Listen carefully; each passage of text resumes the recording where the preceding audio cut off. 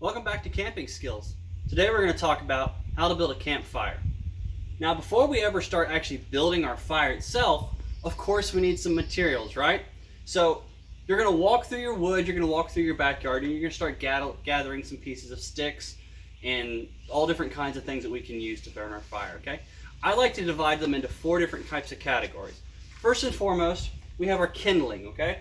This can be anything from dried pine cones, drier lint. You can even use those little fire starter logs, but you're obviously out in the woods, you're not going to have those, okay? Pine cones are great for this. This is something that's very dry, very flammable, something that I can put a match to and it can just take off, okay?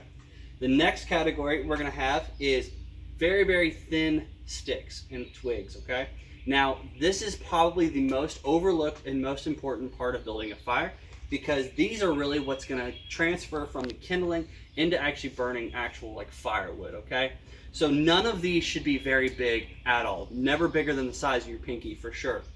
Now when picking these up, it's very important that you get some dry sticks, obviously, okay? Now you can find these on the ground a little bit, but if you have some dead limbs hanging down or anything like that, these are even better for that, because even though it may not have rained, the moisture from the ground can get into the sticks. What you're looking for is a very satisfying snap, okay? If you start to pick up a stick and you notice it's got quite a bend in it, okay, even though it eventually snapped, it had a lot more bend in it, it's got a lot of moisture in it. Am I gonna discard this? No. This is gonna be used for later on, okay? Once I've gotten the fire actually started, okay, I obviously can't just start burning whatever I want. I've got to be able to slowly progress up through the steps. So next up, you can put on a little bit bigger round wood. I've got that pile set up right here ready to go. And that can be up to around the size of your pinky, maybe even a little bit bigger. And then finally, once you've kind of burned through this, you can slowly start adding your last pile. This is going to be stuff your thumb up to your forearm, okay? Now it's really important when we're doing small campfires, you're never wanting to burn any wood that's larger around than your forearm, okay? If you're doing anything like a campfire where you've got like a ton of people around and you've had split firewood, that's a different story. But if you are camping with and/or anything like that, pretty much we're going to stay to our forearm or less. So now we're going to actually start building our fire. We're going to start with our pine cones here. And remember, this has got to be very, very dry, okay? If it's not dry, it's not going to light up real well, and it's not going to do what you need it to. Then you're going to take your very, very small sticks and twigs. Again, they need to be as dry as possible. And I like to do a log cabin style, okay? So what I'm doing here is I'm taking them and I'm making a pile around my kindling. It's going to be a little bit bigger in this demonstration because the pine cones are somewhat big. But I'm making a square frame basically around the kindling, okay? And it'll have more structure the larger it gets. And I'm going to put a little bit more pine cones in here just for safe measure. Now I'm going to take a little bit more of my pile that's a little bit bigger, and I'm going to slowly add pieces to this. And what this is going to do is, as we light our fire, okay, we're going to be leaving a little bit of space so that we can actually get our lighter or our match into the middle, and we're going to light it from as close to the bottom as possible. As you guys know, heat rises, so if I were to light the fire near the top, it's obviously not going to want to spread down quite as easily. So by starting the fire near the bottom, it's going to give us our best chance to allow the fire and the heat to really spread throughout the entire pile. So as you can see, we're stacking stuff on here, and there is no real art form to this. You just kind of got to work with it and see what kind of works for you. Again, there are many, many different ways to do this. I do like the log cabin style. I also really like the teepee style, but this one's a little bit easier to start with because you don't have to worry about balancing things, okay? Now, this is important. Once you start lighting, okay, you have to have all of your wood that you're going to actually burn. You need to have it already there, okay? A big mistake is you get so excited that you get a fire going and you build it up and you get your little nest going, but then you don't have the wood ready to go, okay?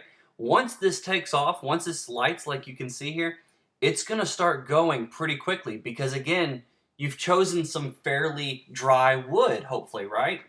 Now, I'm going to slowly start adding stuff here, but notice I'm continuing to do it in that same pattern. I'm keeping that log cabin style. The reason for that is so that oxygen can get in between the sticks and continue to fuel the fire. If you were just to take handfuls and throw it on top, okay, that might work, but more than likely what's going to happen is you're going to actually starve the fire of oxygen, and it's not going to be able to burn properly. So what this allows me to do is to start adding some slightly bigger stuff. Don't go crazy, okay? But to start adding slightly bigger stuff, and as it continually builds, then you can keep adding bigger and bigger items, okay?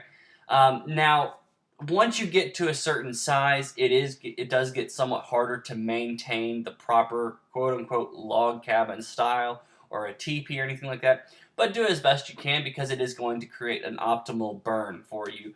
But again, once you get to a certain stage and you've got a good amount of coals and everything, you can kind of start just taking some handfuls and putting it on. Notice again, I am not throwing any of these sticks on here. Every single one of these is placed purposefully, okay? The reason for that is because I want the majority of my sticks to where they can be burned adequately, okay? If I start throwing them on, it might shift the pile a little bit, especially when it's this small.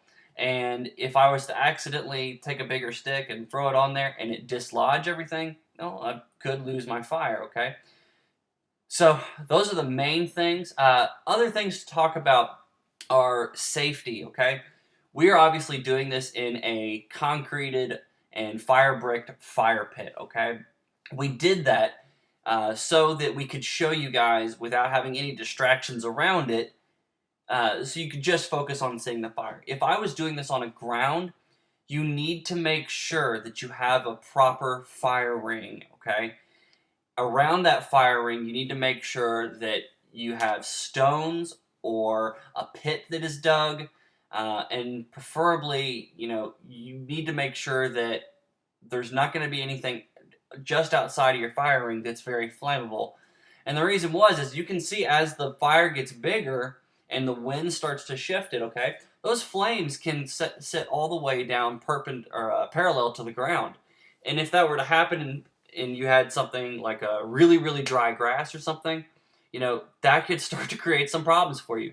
So not only do you need to be thinking about, where am I creating the fire, I also need to be having things there to put it out, okay? So right next to this fire pit is a water spigot with a hose. Never, ever, ever leave a fire unattended. With this fire here, we want to make sure, at this stage, I would never just walk away and leave it like this, okay? I would at least make sure that it burned completely out and it is cool to the touch, or I'm going to soak it in water and make sure that it's good to go, okay? The reason why, guys, is I cannot tell you how many forest fires have started by fires that people thought were out, okay? You are responsible. Once you start your fire, you are responsible for that fire. So you need to make sure that you see it through all the way from start to finish, okay? I know that can get frustrating sometimes if you're camping and you're like, I don't want to pour water on this fire pit. Well, somebody's probably going to be by tonight and want to use it. You'd much rather them be able to start with a wet base as opposed to, burning the forest down. So that doesn't mean you have to absolutely drown it, but it does mean that you need to get all the hot coals out, and it needs to be cool to the touch. I hope this has been helpful, and I'd love to see some examples with some supervision of how you guys like to build your fires at home.